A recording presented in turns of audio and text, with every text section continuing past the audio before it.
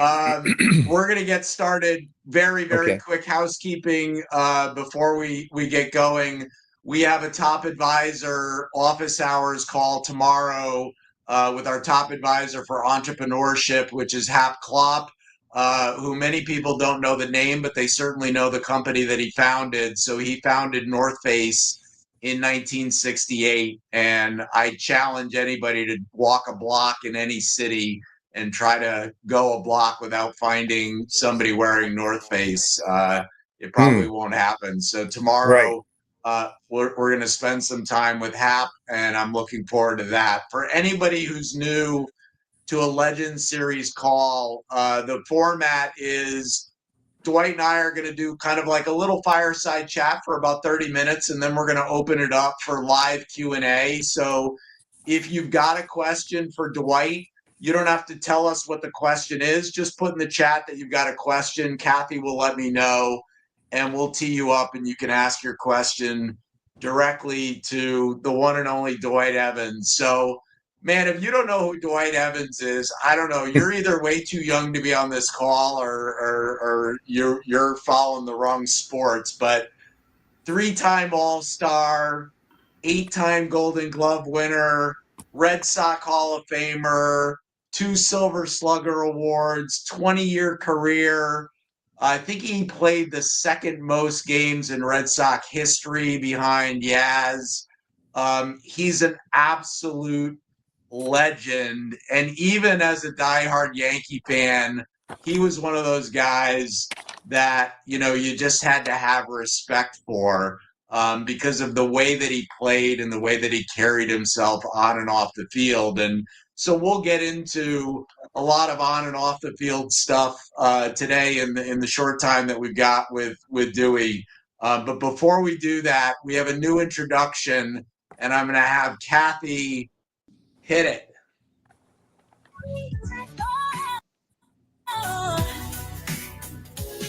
I don't fit in the box. I was born to stand out. Living life on my terms. I've erased all doubt. With a spark in my eye, I'm the storm. I'm the lightning cutting through the sky.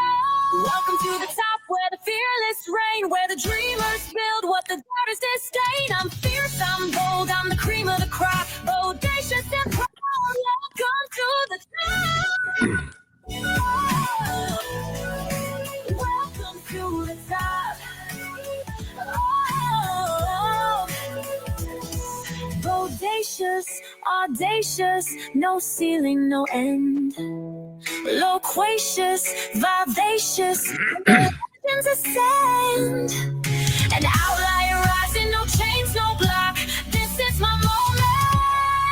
Welcome to the top.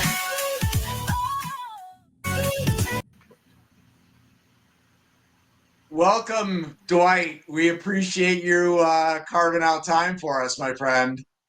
Well, it's great to be here, Scott. We tried to do this earlier, and I was in Florida. Now I'm in Boston, but it just didn't work out. I had some things come up, but it didn't work out. So good to be with you guys. No worries at all. And I don't know if I feel nervous or comfortable that Eric's here, because like if I go down with an injury, if I suddenly get laryngitis, like I got the best guy in the world to jump in here. So I just want to acknowledge Eric Sherman, who wrote this incredible book, Dewey, and is writing his 10th book as we speak, and is a New York Times best-selling author. Is on with us today. And I don't know if that's just to keep me in check and make sure I don't, say anything inappropriate about the Yankees or something like that. But Eric, thanks for joining us as well. My pleasure. Very good. Dwight, I've been thinking about this. Like, where do I start?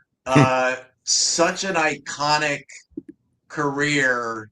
And I want to touch on the field and the off the field stuff, but for some reason, this sticks in my mind as a rabid baseball fan. I was 7 years old in 1975, and Game 6 of that World Series. I don't know if it's the greatest World Series game of all time, but it certainly has to be up there. and went into extra innings. I think both Sparky Anderson and Pete Rose called it the greatest game they'd ever seen. Um, Walk us through you made a catch in the 11th inning, and then walk us through that, and then Fisk's home run, and just kind of the emotions of that game, which is now just absolutely legendary. Well, you were 7. I was 23, and big difference, yes. But I'm at third base. Just to start this off, I'm at third base, and Sparky Anderson makes a pitching change, and I'm talking. Pete Rose comes up and calls me Dewey, and I look around like, how does he know my nickname? But he was so informed on players, looked up their stats, and he'd come up to me in spring training. You had a great year last year. You did this, this, and that. But he turned to me and he goes, this might be the greatest game I've ever played in. And I started looking around. I didn't think much of it because here I am, 23. I'm just trying to, win a ball game. And he's looking at this game in a different manner. And it kind of woke me up a little bit that he said that to me. And I started looking around thinking, wow, the crowd, the TV, the whole thing, the cameras all over the place, and realized what a moment it was. But the play in right field was it was a situation where Griffey Sr. was probably the fastest guy in baseball at that time, was on first base. And when you're defending, you go through scenarios of the ball hit in front of me. I got to try to keep him going from first to third. I've got to, all kinds of things run through your mind. Ball's hitting the gap. I got to do this. I got to keep him from scoring. And if the ball's hit over my head, I got to go in the stands, that kind of a thing. It was late in the game, extra innings. And when the ball was hit, Joe Morgan's at the plate. When the ball was hit, it was hit right at me, direction-wise, but over my head. I turned and ran, but what you normally do is when a ball is hit at you, normally it curves towards the foul line in right field. Well, I'm waiting for it to turn as I'm running back, and it never turned.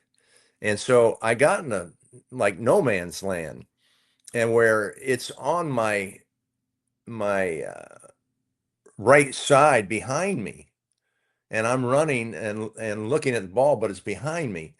So I didn't know exactly where I was. I knew I was on a warning track, but exactly how far I didn't know. So I jumped up and threw my glove behind my head.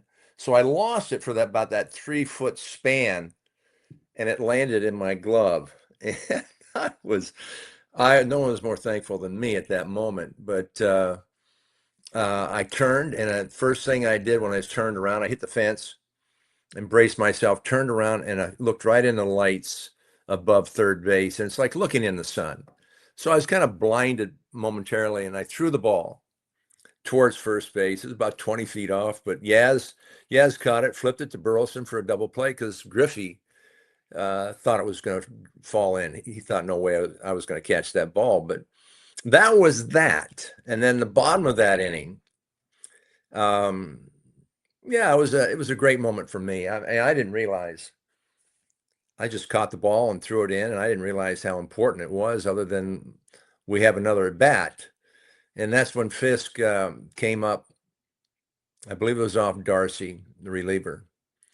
And we're talking 50 some years ago, 50 years ago. And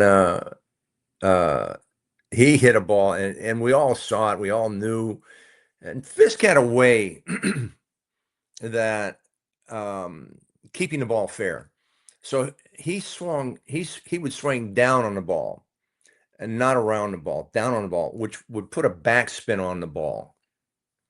So when he hit it, he was waving it, and it stayed fair, and we win the ball game. And we had another day, a game to play, and I think we got rained out the next couple of nights, and we continued on Game 7. But that was a special game, and people say it was the greatest World Series, and that might have been the greatest game in World Series history. I don't know. It it was fun to be a part of. And Pete Rose was right. It was the greatest game that I had ever Yeah.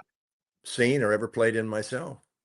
I would say it has to be the greatest World Series game because I think it's one of those rare moments where that game actually overshadowed the fact that Joe Morgan hit a little blooper and won the World Series for the Reds in Game 7.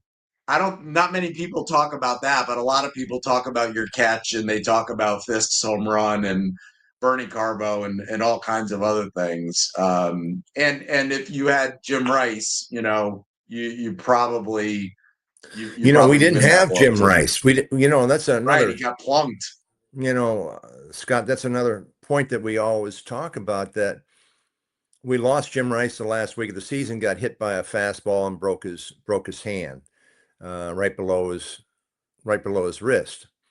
So we didn't have Jim Rice, and we always say, what would have happened in that playoff and World Yeah. Series if we had had Jim Rice in the lineup? And first of all, we weren't supposed to be in the same ballpark as the Athletics. Oakland Athletics at the time had won 3 straight World Championships, and we swept them.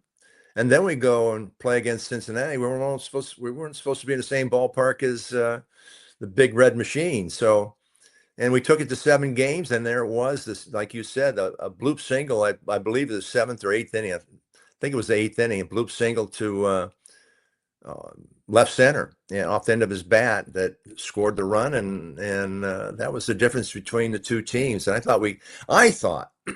truly thought that the team that we had, that we'd be in another 2 or 3 World Series in the next 3 or 4 years. And little did I know we didn't play in another World Series till 1986. But that team in 1975, it still blows my mind how we were not in another playoff or World Series. We played off in the Yankees in 1978, 1-game playoff, because we both tied at 99 wins apiece.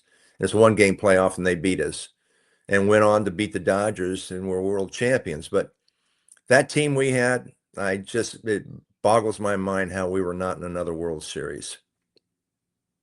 Guys were very, very good. Your career to me is very, very interesting because I think of the first half of your career was kind of defined as this guy in right field who could field like nobody else and who just had an absolute bazooka for an arm. And it wasn't that you weren't a very proficient hitter, but I think later in your career, I think people started to say, "Man, this guy is a unbelievable hitter." And so I see of it as kind of like that first half, maybe known more for your defense. Second half, I think in the '80s you had more home runs in the American League than anybody else. What do you attribute kind of that evolution to? Well,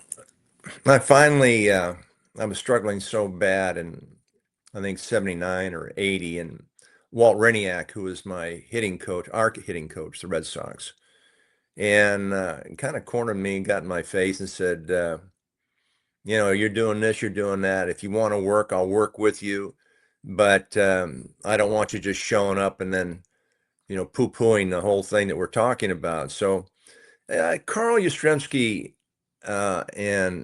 Peter Gammons, the great sports writer of the Boston Globe, was shagging at that time. We were in Baltimore, and I'm taking batting practice. I'm all of a sudden, when I first came up, I was MVP in International League, and I always hit the ball through the center of the field, right center, left center.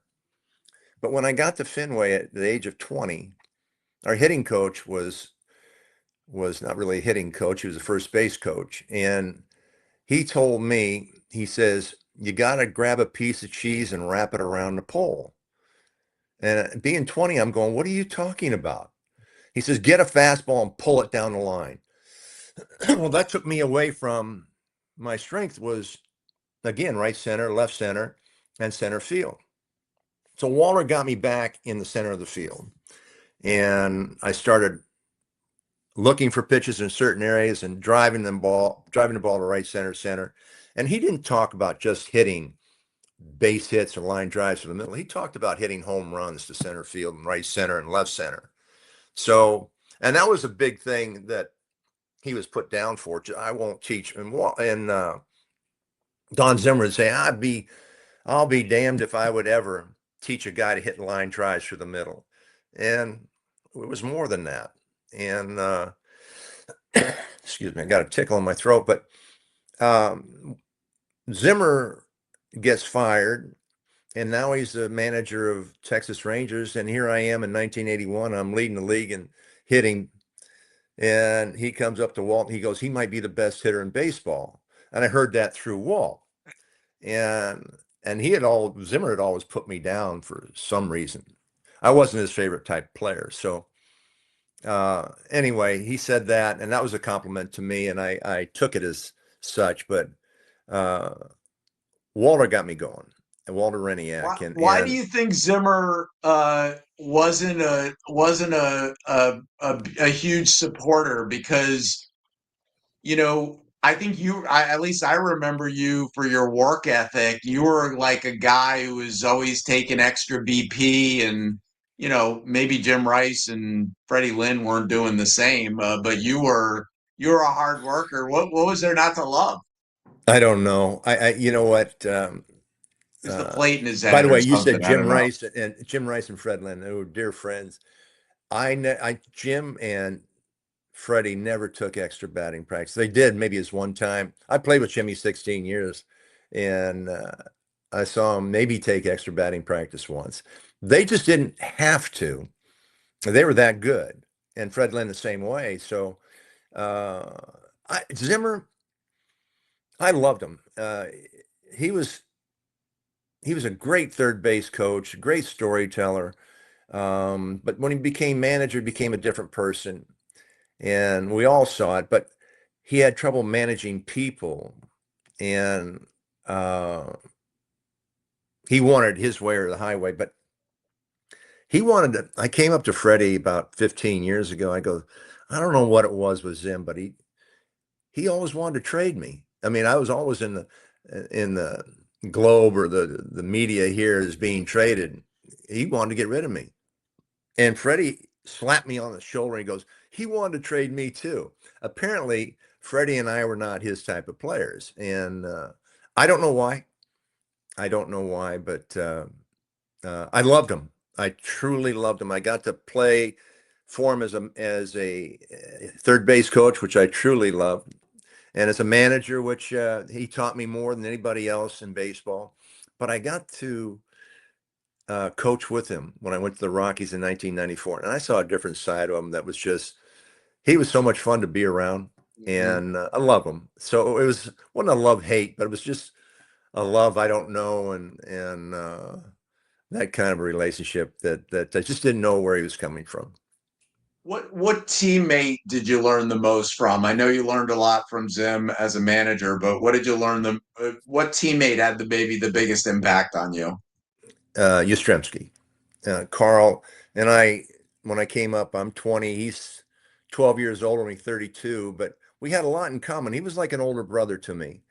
And we would always talk about the game after the game, what we did right, what we did wrong, how could we be better. And Jimmy would say the same. Jimmy Rice would say the same thing. We learned from technically challenged here, but it just went out on me, so I don't know. No worries. I reloaded. Eric regaled us with some additional stories while you were gone, so it was good. We talked about your home run on opening day in '86. Oh, and that's such a great way story. Ahead. You jumped way ahead without my permission, I might add. No, exactly. Eric knows my sense of humor. He knows I'm just joking. Dwight, yeah, go ahead. Oh, go ahead. No, go ahead.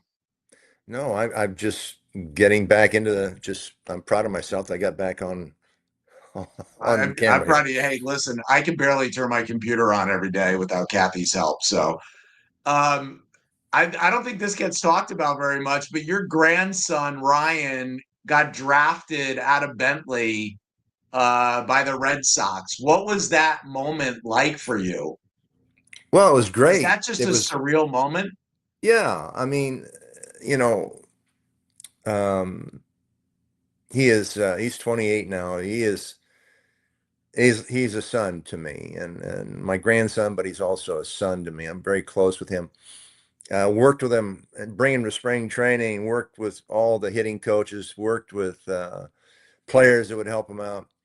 And he declined to sign because he wanted to graduate. And he graduated, and then it's a COVID, and so many things happen. He ends up leading Division II and hitting nationwide, and doesn't get drafted. And the reason I was told is because teams, whole leagues were deleted, if you will, um, because of COVID and the ability.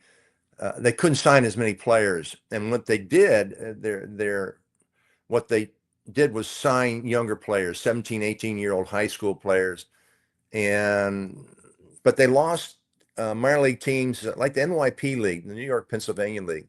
That's where I started in 1969. Was completely done away with, and so that was part of our Lowell was part of our minor league system, and there I think there were a few other leagues that went out, but less jobs. So there was a really good hitter that just didn't get drafted. And I can only imagine how many other players that just didn't get drafted that could have been really good major league players. Yeah. You know, being in player development, and why I'm going here, I don't know why, but I asked how many years does it take us to sign 100 players, and they said, well, before I we answer that, we wanted to let you know that every player is drafted to play in the major leagues. We don't draft players to be in AA, AAA. They'll be a good AA player. They're all drafted to be in the major league players. And I said, well, how many of them make it? And they said, well, it takes us 3 years to sign 100 players, but only 6 or 7 will make it. And that means getting a cup of coffee or just coming up for a day. That counts. It doesn't talk about guys that play 10, 15, 20 years. That the percentages go way down, but only 6 or 7% make it. And I've seen so many, being in player development, I've seen so many great athletes that just don't make it because they don't have it mentally, they don't have it in their heart, and they don't have it how to overcome things and how to think. When you get to the major leagues, and I love, one of my favorite players was Yogi, and if you ever read his book of his quotes, was so special. But Yogi said hitting is 90% half mental. Of course, if you knew him, and I've met him a few times, but that not enough to know, how he would talk or what he would say, but 90% half mental. What he was saying, it was really 90% mental and 10% physical. And that's the guy I missed it with was Euclid. And I tell this story a lot, and Kevin knows I tell it because I said they sent me down in 2001 to view him in Fort Myers, and they want to know what my take was on him. And I said, well, this guy, who signed him and why? Number one, he looks like Pillsbury Doughboy.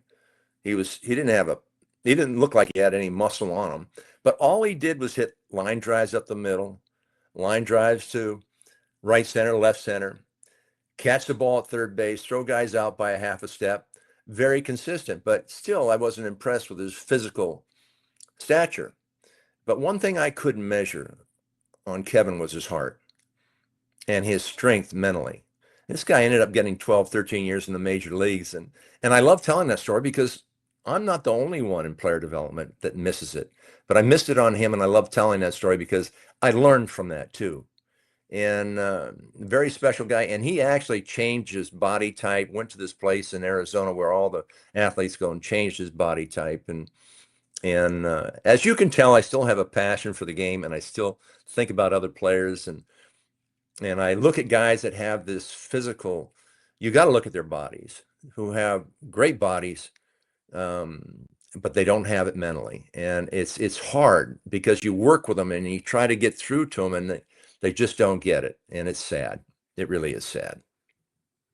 Dwight, I think this is a perfect segue into, such a big part of the book and such a beautiful job that Eric did in talking about things off the field. And I think, being a professional athlete, yes, you have to be physically on the top of your game, but mentally and mindset wise, is so important. And that's without the struggles that you and Susan endured with your sons, with Timothy and Justin. And I think it's just a story that a lot of people don't know about. They don't know about their battle with NF, and which obviously tragically took them in 2019. Tell us just how did you and Susan get through that along with your daughter? How did you get through that? Because that was, I believe, diagnosed in the 80s. And then they both passed within 10 months of each other in 2019. Right. It's NF. We call it NF for a lot of people can't say neurofibromatosis, but it's a it always ends up, it starts with like learning disabilities or tumors on nerves, or with Tim, it was his eye, his left eye. And this kid was so good and such a precious child until he started getting of age where people would tease him because he didn't look like everybody else. And then learning disabilities, and then other things with surgeries, and the same thing with Justin in a different way. But it seems to be a disease that lasts a short lifetime, and it always ends up with cancer. And I don't know why. I truly don't know why there isn't more people that are aware of it, because it afflicts 3 times as many people as muscular dystrophy and cystic fibrosis combined. And yet people don't know about neurofibromatosis, NF. But it's devastating. And how we got through it, really, I'm not here to preach, but our faith in God is the main staple of Susan and I, and we grew closer to God because we didn't know why. We didn't know why all this was happening to us, and but what do you do? I mean, when there's things we could have quit. Susan had issues with, I'd go on the road and I'd come back and she hadn't eaten in 10 days. So she was taking it upon herself, and she would get down to like 105 pounds, and just, dealing with that as well as our sons was hard. What she was dealing with, we didn't have family in Boston.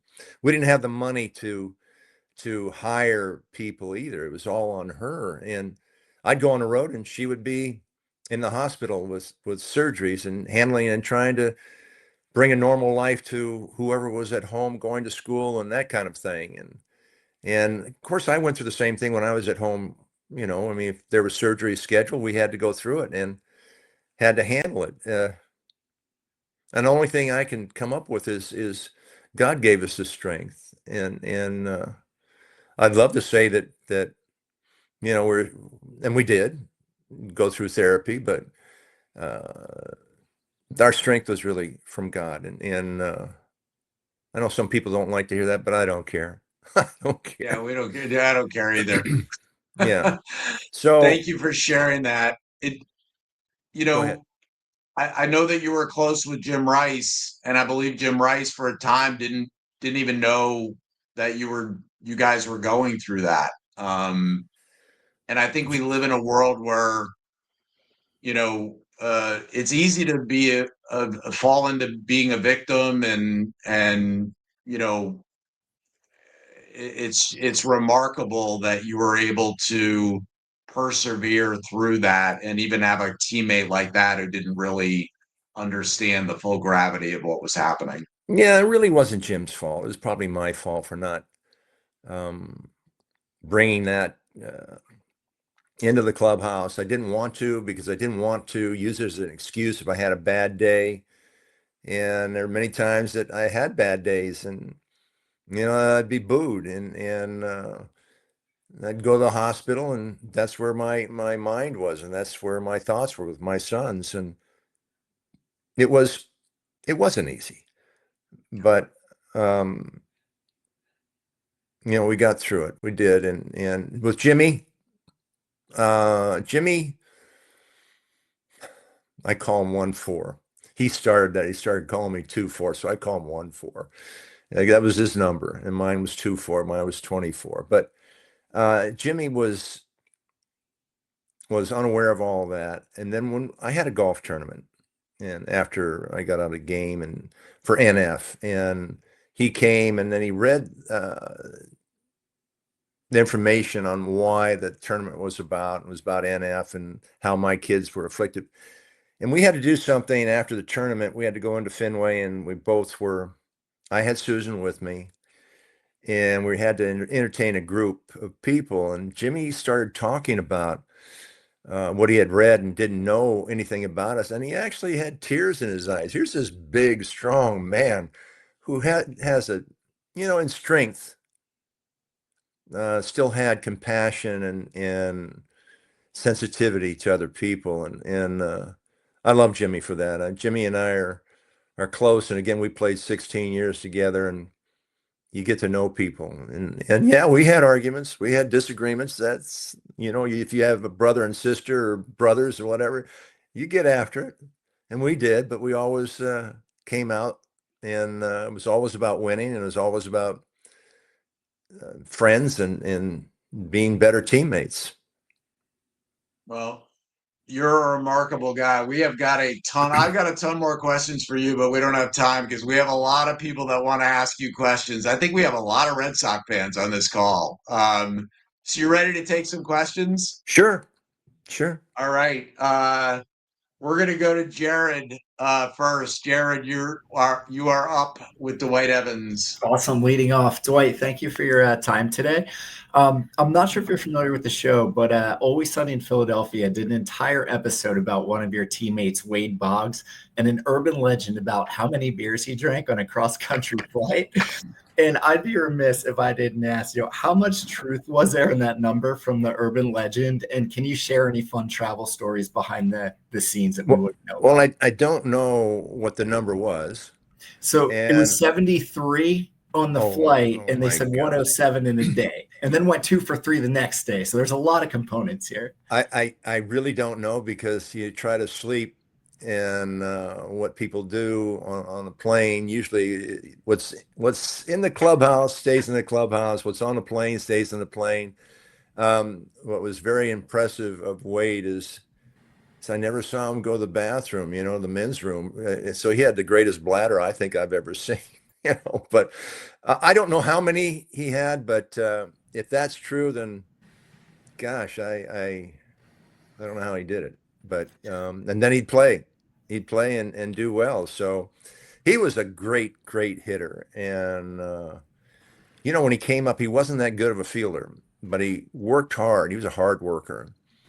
And he made himself into a Gold Glove third baseman, I think 2 or 3 times. So a lot of respect for him on the field, and as a teammate, he was the best hitter I ever saw. So special guy in many ways. Appreciate it. Hall of Fame bladder. I love that. Mondo, you're up. Dwight, this is awesome, man. So I grew up a Red Sox fan. My father is a Red Sox fan. I grew up right through your prime. And you're one of the guys he always told me about as I was a kid, of who his favorite players were. Now, I think it was, 81 was the strike with players. And you were, I think, up there in the MVP, led the league in home runs or tied for it. I think it's a great example of, like, in life, so much is going to happen to us external of our control. We can't control what's going on around us. Something falls through in a business deal. You have that career year or one of them, when there's this strike going on and all these external things, how do you view adversity that you have zero control over, stuff that you might have done nothing for, but you come back and you perform at a peak level? What advice do you have for the people on the call with that? Well, advice, you don't have control of it. And actually, when we went on strike, I was thinking that there's no way we're going on strike. And the one thing we didn't know was that the owners had strike insurance from Lloyd's of London. We didn't know that. So they wouldn't negotiate until the strike money ran out, insurance money ran out.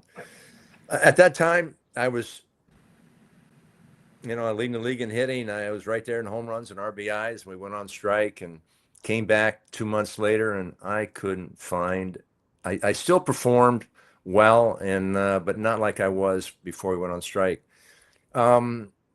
We really couldn't have any organized workouts. Then it showed that we were, we wanted to come back. And so we really couldn't do that. But I don't know what the message is to never quit, never give up. That's easy. I mean, I can't imagine. My grandson's in sales, and I don't know what the odds are there. How many times you make a sale compared to how many times you get turned down. But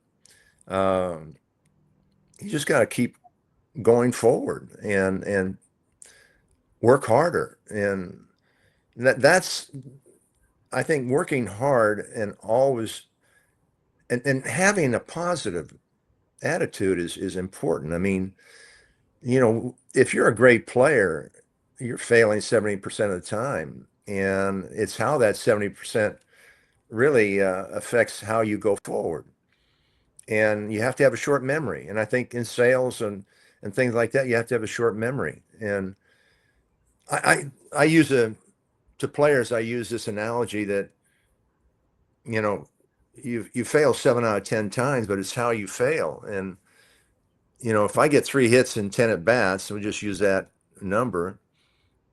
And if I get 3 for 4, if I go 3 for 4, and then I go 0 for 6, and it's how I went 0 for 6 to make the 10 at bats. I mean, if I hit a line drive at somebody, then I pop up, then I strike out 3 times, and I hit in a double play. So that 3 for 10, I'm not feeling too good. On the other hand, if I'm 0 for 4, and then I go 2 for 3, then 1 for 3, I'm feeling really good about myself. So you have to have a short memory, and you got to stay positive. And it's not an easy thing to do when you're failing majority of the time.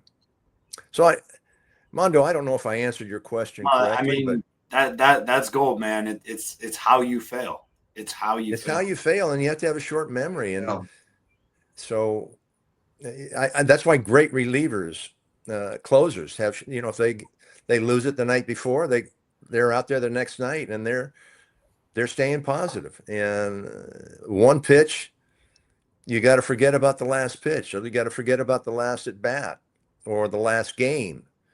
So I think the peak of concentration would be going one pitch. I always say, one game at a time is fine. One day at a time is fine. One day at a time is fine. One at bat at a time is better. But there's nothing better than going one pitch at a time. And that's the ultimate in concentration. And when you're doing that, you're and it's one sale at a time, maybe one pitch at a time, one pitch, meaning one sales pitch at a time. So you just can't get ahead of yourself, and you can't live in the past. Such great advice. Have amnesia and heal quickly. Yes. Tom Doherty. Dewey, this is such a highlight. Growing up in the 70s and 80s and watching you was just a fantastic time. You look and sound great. And then I remember one of the first games I went to at Fenway Park. I saw you, and this is the first time I had seen it. You throw an absolute dart to the plate and throw somebody out at home. And I remember going crazy, and I'd never seen anybody do that before. And I said to my Uncle Dave, I said, "Oh my God, why doesn't he pitch?" He's like, "Because he can hit." And I said, "Well, why can't he do both?" And I was, I was only 7 or 8 years old. So he tried to explain the DH to me and the rest of it. Given that I think you pitched in high school, did you ever think about going in that direction? Because everybody always thought you had this bazooka and cannon in right field. And I just never understood how come it never translated to the pitcher's mound. Well, I was undefeated in high school as a pitcher. And 6-0.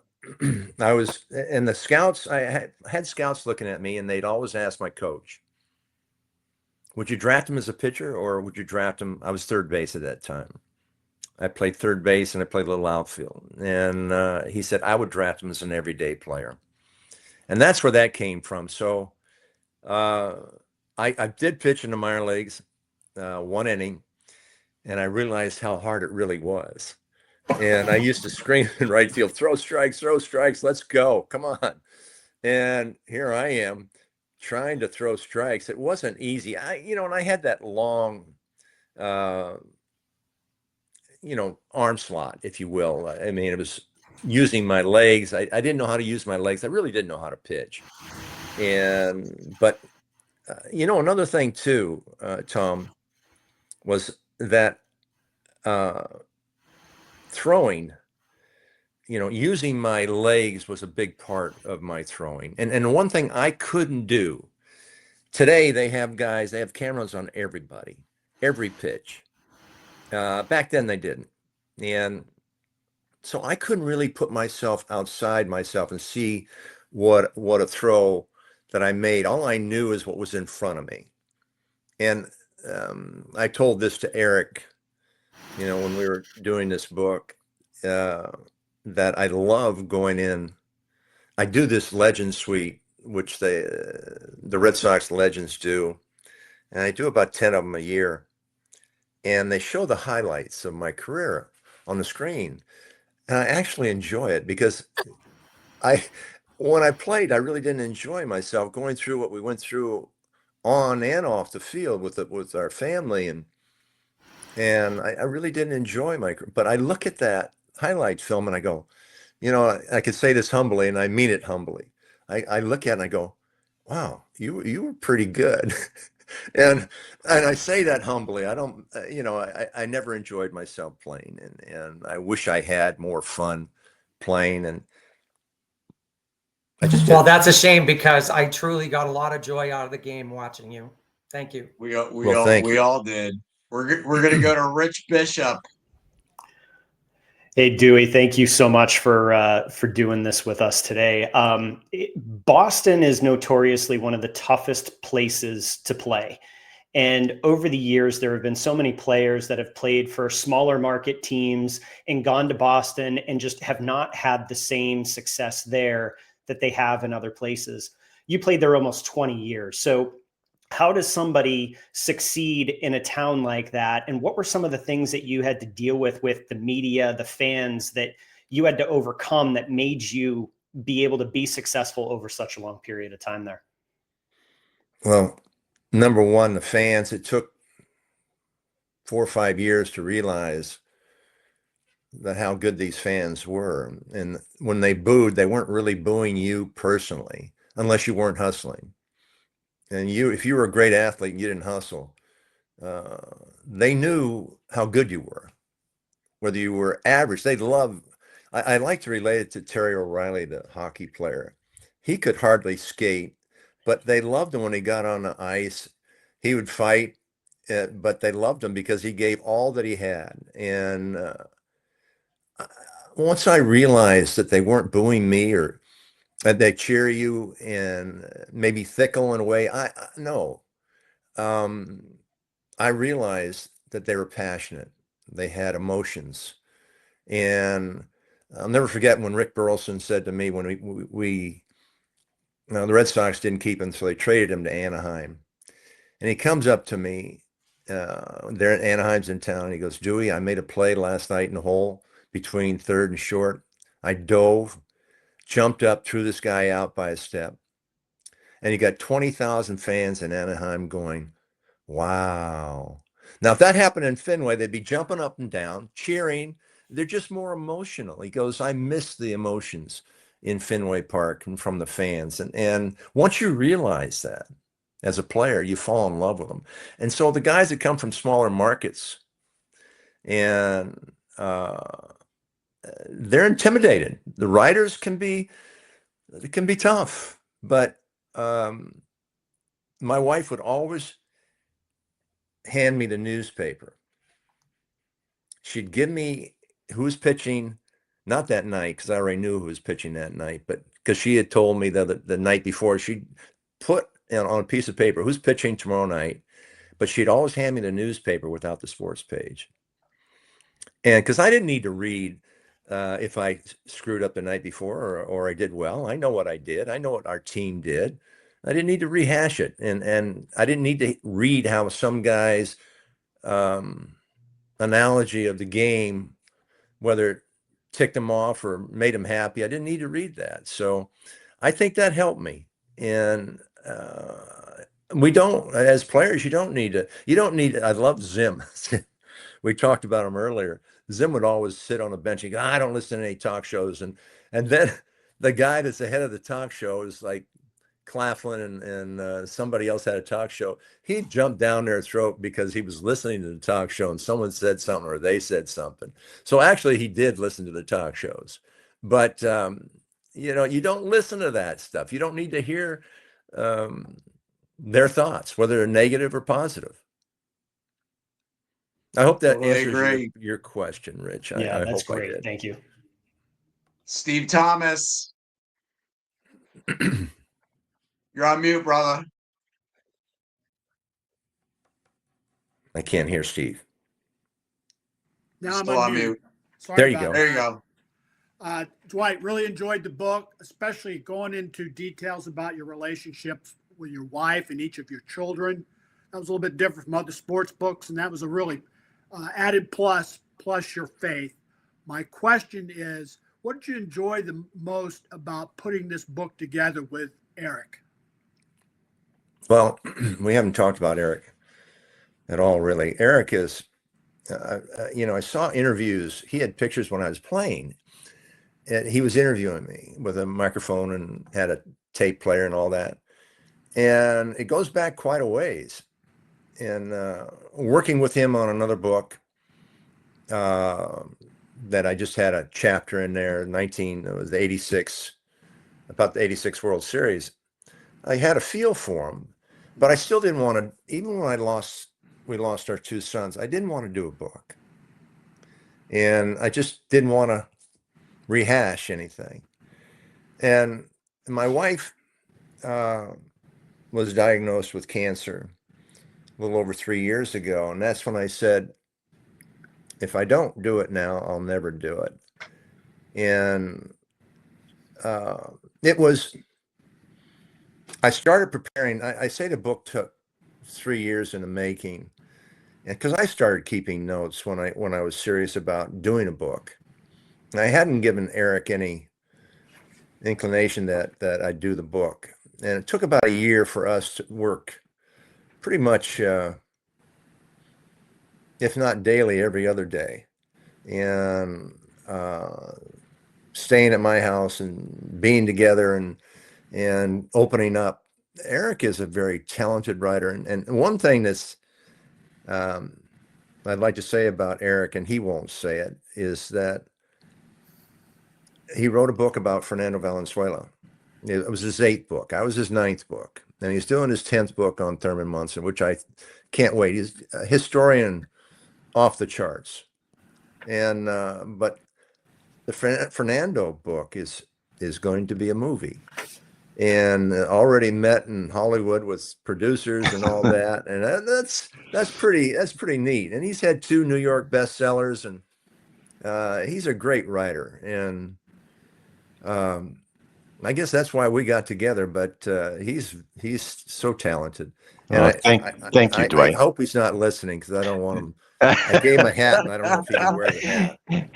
The thing about Dwight and I is that neither one of us like hearing compliments about ourselves. It's like he's really uncomfortable. I mean, I would just say about Dwight that of the now 10 book projects I've been a part of, no, I haven't been more inspired, more moved, more emotional than I became working with Dwight on his incredible life story. So it's definitely a two-way street, and I was the one that got the most out of it. I mean, it was just incredible. And if you haven't read the book, not because I was a part of it or anything like that, it is an extraordinary baseball story on the field and off.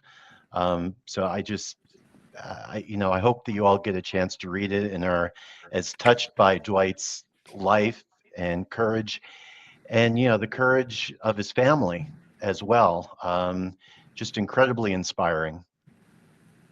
Amen. Absolutely incredible collaboration. We're going to try to sneak a couple more questions in here. Coach Jim Johnson, you're up. Well, thank you, Dwight, for spending some time with us. So being a former coach for a long time, although it was basketball, I'm just curious, I know you mentioned Don Zimmer, but who is the best coach/manager in your baseball career, whether it be high school or the pros, that you admire the most, and why? Well, Jim, thank you for joining us, and appreciate. That's a great question. Zimmer was the probably the best baseball man. I learned more from Don Zimmer than any other manager that I played for. But the guy that I absolutely loved, and I wasn't the only one that said it, he managed other teams, and Trammell said he was what the greatest manager was Ralph Houck. And Ralph Houck was, they called him the Major. And that's because he fought in World War II in Italy for Patton. And I always said he could have run IBM or some huge company because he knew how to treat people and he respected people.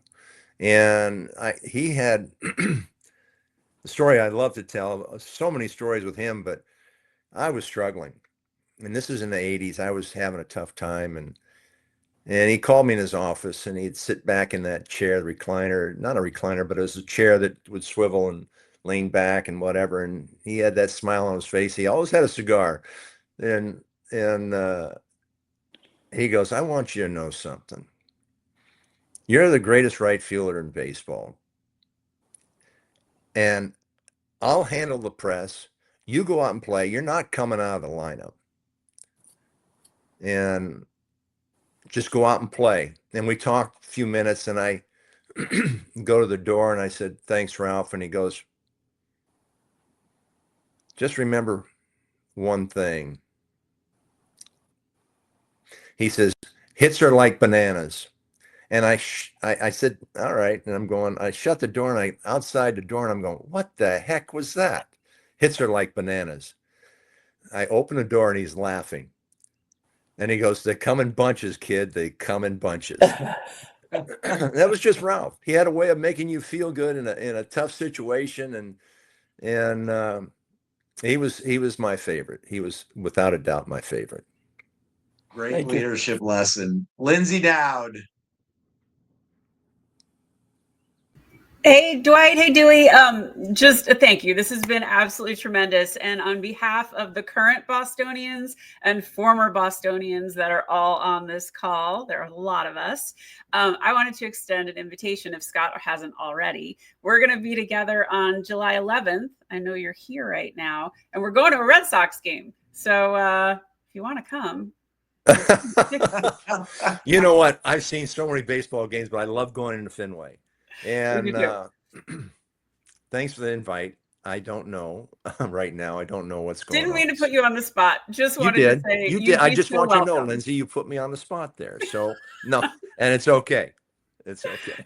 No, it's totally meant from the heart. So would love to see you. Okay, is that the question? Is that the question? I thought you had a question. No, it wasn't a question. It was just an invitation. Okay, I like that. Thank you for the invite. I love it. You don't ask. I don't know. I don't know my schedule right now, but I know I'm in Fenway another 7 or 8 times, and I can go in anytime, so it doesn't matter. But Well, Scott maybe I'll take you up can on get that. you the details because they've pulled it together. But we're doing Okay. Swan boats and Red Sox, and oh my gosh, to see you would be just a treat. Well, we'll entertain that. Okay. Mr. Perlow. Hey, Dewey, lifelong Red Sox fan. Grew up in the Boston area. Now, sadly, stuck in Phillies country, but raising my boys to be lifelong Red Sox and New England sports fans. So doing it right. Thank you, Mike. Want to ask you about the '86 season. Obviously, started with that home run on the first pitch, ended in a lot of unfortunate drama. When you kind of look at that amazing excitement to do something, I think at that point had never been done before, and the way that the '86 World Series ended, how do you look back on that whole season? I mean, obviously you wanted to win the World Series for us, but you know, how do you look back at that season in terms of the highs and lows for yourself and the team? You know, I have not looked at the highlight film of that World Series because I just can't. The way it started out, you know, I hit a home run on the first pitch, was never been done, and I think it's been done since then, but that's a record that will stand, which is fine. But we faced Jack Morris that day. We hit 4 home runs off of him that day. We lost 5-4. He went the distance and he gave up 4 solo home runs. So that's the high and low of the first game, but the whole season was special, and the way the way that playoff went. I don't know if you remember Dave Henderson's home run. To me, I saw Fist's home run. I saw Carbo's home run. To me, that was the biggest home run I ever saw, and really didn't see it because the stadium cops pushed us all down in the runway, and we were looking through their legs in Anaheim trying to see what Dave had done. But one of the most special players I ever played with Dave Henderson. And that home run that he hit was the biggest home run I ever saw. And we lose that game, we go home, but that brought the series to Angels 3-2 in the playoffs, and we came back to Boston. It wasn't even a contest. We beat them big 2 games. So the World Series, everyone will talk about Buckner. Buckner was a dear friend, but they don't talk about he had 200 hits and 100 RBIs or 98 RBIs, whatever the season that he had. We never would have been there without him. And they don't talk about what happened prior to that pitch. And I think maybe, correct me if I'm wrong, Mike, but that's what I think you're alluding to is what happened in Game 6. Maybe that's not what you're talking about, but I'm going to finish my story. And part of the picture. Yeah.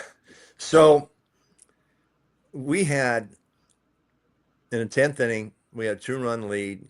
Schiraldi, I didn't think should have been out there. I thought that was the first time I think all year he'd been out there for 3 innings as our closer. I thought Bob Stanley, Mike Stanley. I played with Mike too. I actually coached with Mike. But Bob was actually our best reliever at that time. From the September till, through the playoffs, he was our most valued reliever at that time. So I thought he should have started that inning. And I almost went to McNamara and said, you got to start Stanley. Let him have a clean slate. Let him go out there. And come to find out through Eric that the Mets didn't want to face Stanley. They were hoping Schiraldi would have stayed in there, and that's what happened. So anyway, 2 quick outs, and up on the scoreboard in left center, I'm glancing over to left field, and I'm looking at the outfielders, just making sure we're all kind of evened out there. And it says, congratulations to the 1986 world champion Boston Red Sox. And I went, wow. Now I'm thanking God. I'm really having a moment out in right field, and a little bloop single. I'm going, okay. No, he got 2 strikes on the hitter and a bloop single. Okay, nothing big.